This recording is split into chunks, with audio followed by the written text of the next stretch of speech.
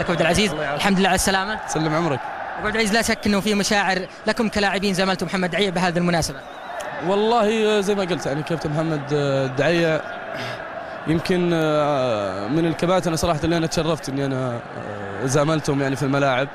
استفدنا من الكابتن محمد الشيء الكبير، يعني قام في حجم محمد دعية بانجازاته بتوجيهاته، كانت لنا دافع كبير يعني في بداية مشوارنا. بدأ ما شاء الله عليه، يعني نادرا تلقى لاعب يبدأ كبير وينهي مشواره كبير، هو بدأ كبير وانهى مشواره كبير، الله يوفقه ان شاء الله في حياته. عبد العزيز، بصراحة الاجواء هذه جو استاد الملك فهد اشتقت لها؟ اي والله اشتقت لها.